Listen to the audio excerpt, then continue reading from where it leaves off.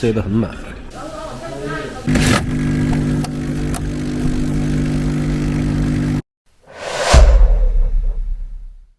然后这会儿你后面可以配音，行至哪里哪里。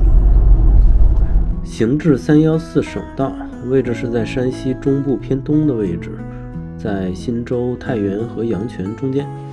我们起初计划开到阳泉市，但天色渐晚，国道上的大车也不少。看了看地图，我们发现了位于太原、阳泉、晋中中间的寿阳县，于是临时决定在寿阳县过夜。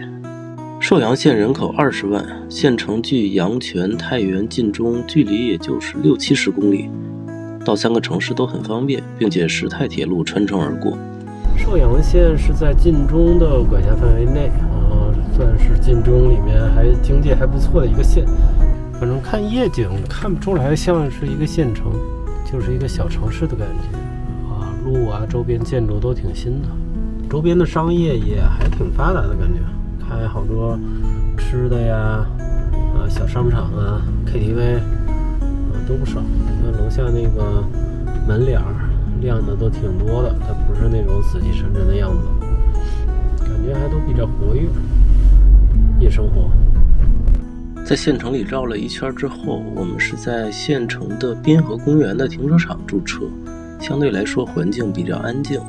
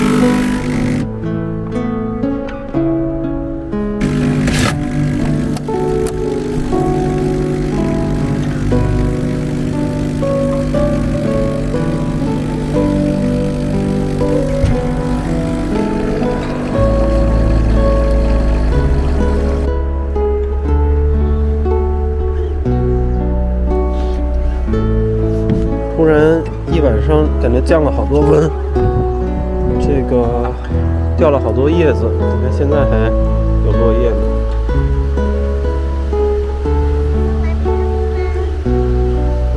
来一杯，我拿个杯子。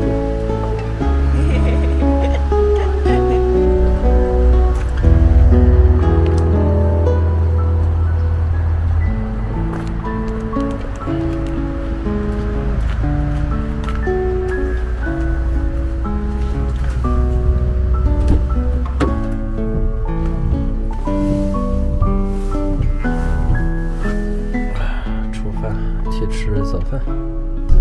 寿阳这边呢，他们特产是那个卤的猪头肉，然后有个地方的美食吧，小吃是猪头肉夹饼。我们早饭就过去找一下，找了一家开了几年的老店。哇，这个火车是直接穿过城区啊，这个我感觉还挺少见的。现在左手边就是一辆货运的火车，真是平行于城市的一条路。这边住户要晚上有火车过的话，估计睡觉会难一点。非常热闹。但好像它已经减速了，这火车。咱们要左转的话，也得等它过去了。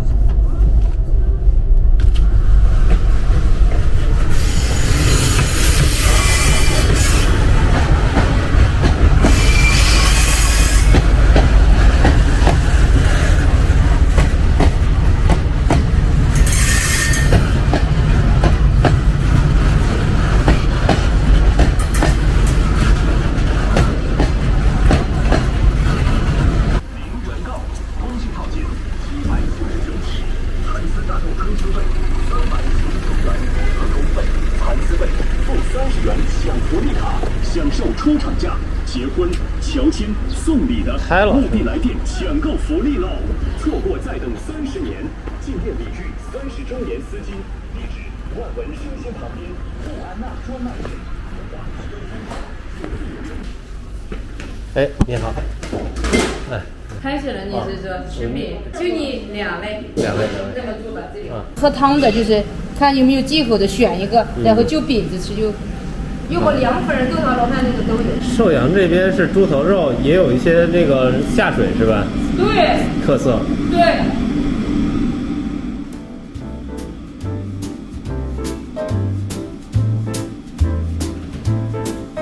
小店，阳光很好。本地也产豆腐干，拌的还挺好吃的。它这种豆干呢是没有那么硬。酸菜荞麦面的凉粉。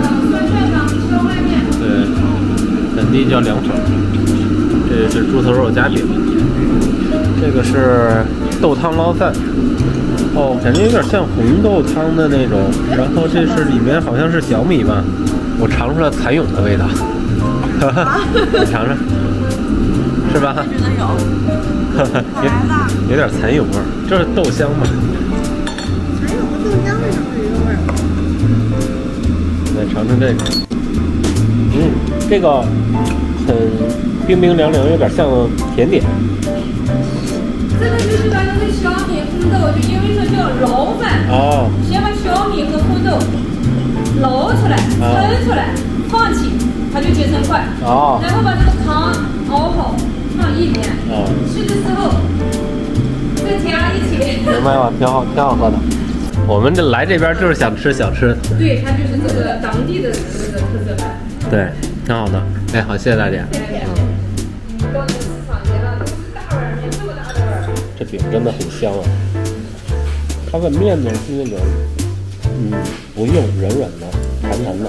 你瞧那猪头肉也是切的很薄片儿。很入味儿，卤的很入味儿。好的。而且这个猪头肉夹饼有点薄皮大馅儿的感觉。你看它那个面皮儿真的很薄，肉切得很满。以为是肉夹馍那种。你还以为是那个不好吃的？对，它这皮儿是很薄的。这个饼真的很好吃。弹弹的。它那个猪头肉夹饼吧，它是超乎我的预期了，因为它那个饼很薄很薄，然后肉呢，它是比较有点像肉冻的那种猪头肉，很香。寿阳这一块经济属于现在在晋中也不错的，然后刚跟老板聊，他这边生意就是说今年一下下滑的特别多，包括其他的一些那个朋友啊、同行也是有这种反应。因为我以为呢，就是你像今年受冲击的还是这种大城市的一些大的写字楼、商场店面比较多嘛。我觉得小城市，尤其是县城这种，它天然抵御这种风险的能力应该更强，因为大家的生活习惯呀、活动区域都已经形成了固化了。那老板反映其实不是这样的，大家的习惯也改变了好多。本地人呢也会选择更便宜的，或者说成本更低的街头的流动的小摊小贩去买。对于他们这种有店面的老店呢，也是一种冲击。对，所以就了解到的一点信息也做一个分享了，其他的就不多说了，这个话题就太大了。我们就还是继续出发，去一些我们感兴趣的地方，感受一下这个沿途的一些城市啊、风土人情。先这样，我们就开车继续了，拜拜。